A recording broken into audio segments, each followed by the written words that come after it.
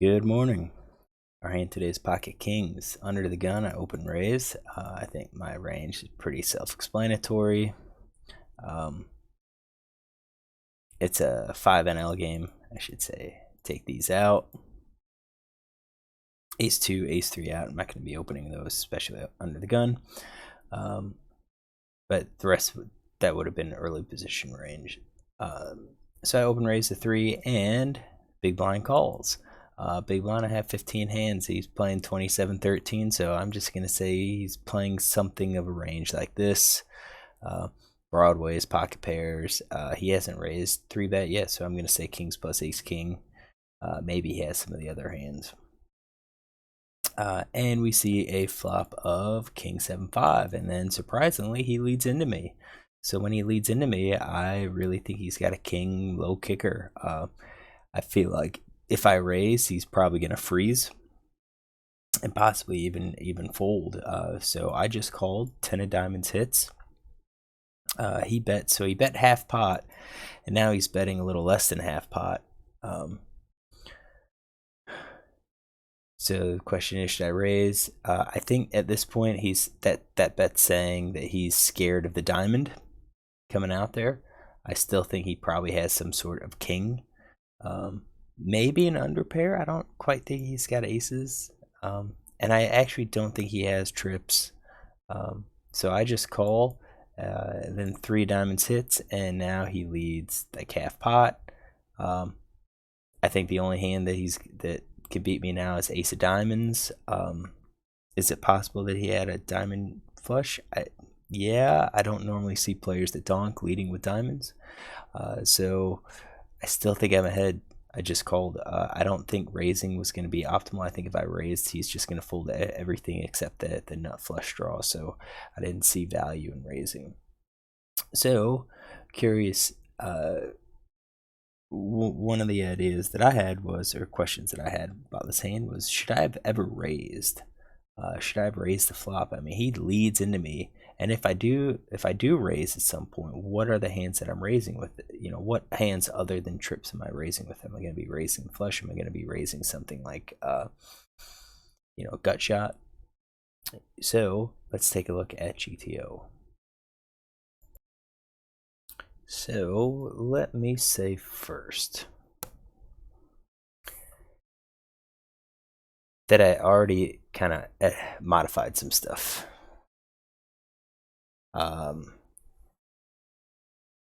Villain led into me, and GTO says never to do that. It's 100% check for GTO strategy. This board just really hits my range with that king. I have a lot of kings in it. So it's going to be hard to get me offhand. I'm not going to fold aces. I'm not going to fold queens, jacks, or tens. Not going to fold any of those pocket pairs. The eights or higher. I've got trip sevens, trip fives, trip kings. I really do have nut advantage on this. I've got ace king of diamonds. I got ace queen of diamonds. I've got a lot of stuff. So I think GTO is saying don't bet. But villain did bet, so I have to come up with hands that I think he's going to bet with. So what I did was, I think he's going to be betting all of his top pair hands, and then I think possibly these pairs underneath the king is like I'm going to bet to see what you do, to see if you have a hand. So I included those, and that's kind of, I had to deviate from that GTO strategy because he deviated from it. So now it is on me.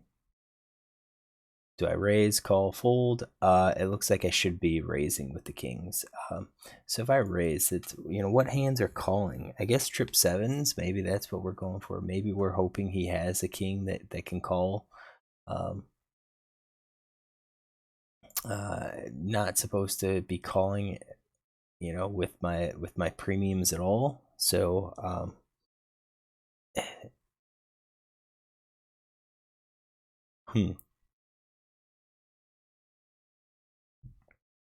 I felt like with this player, with a lot of these players, if I raise, they're gonna dump all of these hands, which I think they should be doing. But yeah, I guess they would be calling with the kings. So 50% of the time they would be calling. So okay, it just kind of screwed up. I should have been raising. And so let's see what happens if I do raise and he calls. Got 10 of diamonds. So if he calls, then he's probably checking to me. I think that's pretty GTO. And then we're basically going to bet every hand that we raise. So let's go back to look at some of the hands that we raised. We are raising as a bluff. Well, not a little bit for value. But for those under pairs, we're protecting those with trip kings, fives, and sevens. We've got some 7-6, some of these bottom ones. So backdoor straight draws. Looks like gut shot. We're targeting that. Some gut shots there. Ace 5 are small. Some of our ace 2, ace 3, ace 4, but we're doing those when we have our backdoor. So we're just being aggressive in general. Looks to be we're being aggressive, but we're not being crazy. Like we do have ace queen, but we're making sure we're only doing that if we have the ace of diamonds or the queen of diamonds. So if called, we could always fall back on hitting that diamond. So we raise, he calls, he checks, and now we're basically betting everything in hand. 8s and 9s now are going to start checking it. I guess it's not too surprising. We don't really have any other draw. It's just a pair. We've got 2 outs if we're behind. And even then, are those 2 outs really good? If we catch an 8 or a 9, that puts up 4. Well, it can complete a gut shot. Or an open ender, depending, if he's playing 6-4. So kind of understand that. Same thing, 8-7 didn't really improve. Didn't really get to that gut shot. Then we're still being aggressive with our trips. We're still being aggressive with our high pairs. So if we bet now, villain should be folding some of his kings. Calling with the flush, no big surprise, but his top pair hands, he's going to start folding some of these. Supposed to call with the diamonds, so we'll go with it. And then we've got the 3 of diamonds that hits. Villain should still check. Oops. And then at this point, we've got king of diamonds, so we're betting our flush, we're betting our nut and our second nut flush, but now we've slowed down and really are not betting anything else. We've got some no mate hands, so 8-9, we missed that. That's going to be a bluff.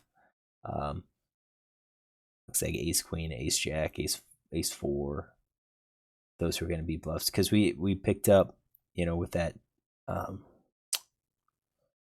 No, we didn't. We're just staying as bluffs in our range. So yeah, I should have just been real aggressive on this. And possibly I would have won more. So what did he show? He showed 9-7. So he had middle pair. And I don't have that in his range at all. I mean, I've got a pretty tight range. So let's go back. This is, if you saw, I had another range here that kind of something pretty wide. I mean, that's 40%, and just in my mind, that's huge. But I mean, if he played 9-7 like that, let's update his range and see what it says.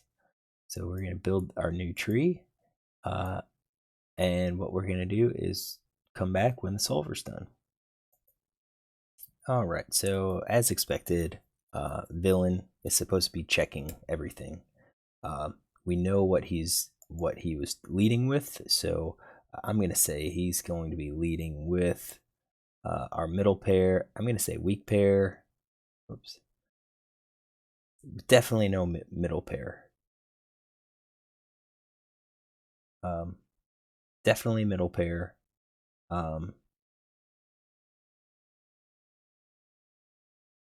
I'm going to say probably pocket pair below the top card. I'm going to say top pair as well. Two pair could be like a check raise. Set could be a check raise instead of a donk. I had sets in two pair as leads last time. Let's just do middle pair, top pair, and that pocket pair below the top pair. What about weak pair, the fives? Yeah, maybe he would do that as well. You know, all the weak cards just to see did I connect and so forth. So what we'll do is we'll run the solver and we'll come back when it's done. All right, so we made him bet. Now let's see, does that change my strategy? Nope, actually it becomes even more aggressive at this point.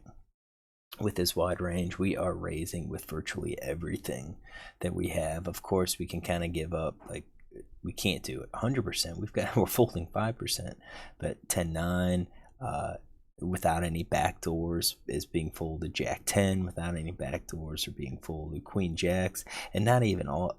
Definitely 10-9. It's 100%. But these other ones, it's a mixed strategy. Some of our sixes are going to be folded.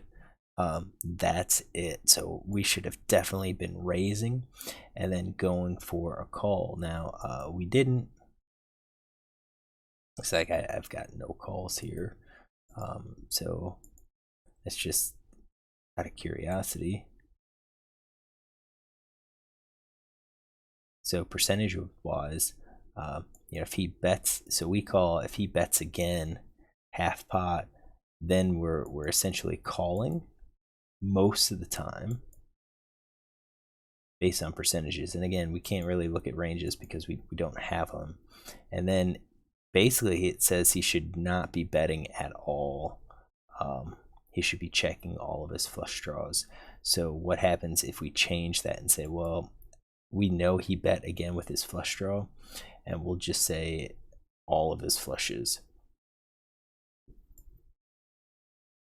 which it was a mistake for him to bet, and I just kind of, I didn't think he had anything. So we'll run the solver here at this point.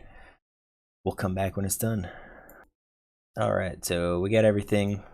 Yeah, we messed up. We shouldn't have called. We should be raising, and then our frequencies is to call the turn. If he bets, now we're kind of mixing it up. We're going to be, of the hands that we continue or go to the river, we're going to be raising 31%. We're going to be calling 26%. So favoring raises a little bit in terms of our percentages. Now, again, we don't, like when you look at that, it looks like our breakdown is going to be mostly, we're going to be raising our nut flush draws and some of our second nut flush draws based on how he's playing. And of course, that's assuming he's going to bet all of his flush draws. We're going to, with our second and third and fourth nut draw, we should have those in our range. Or actually, if we raise, he's going to be calling probably with his stronger flushes, so it makes more sense just to call. Our raise wouldn't necessarily be a raise for value. So big take-home point here is that we should have been aggressive on the flop. Should have been raising. And then we on this board we should be just betting. All right. Hopefully you enjoyed this. If you did, look tomorrow for another.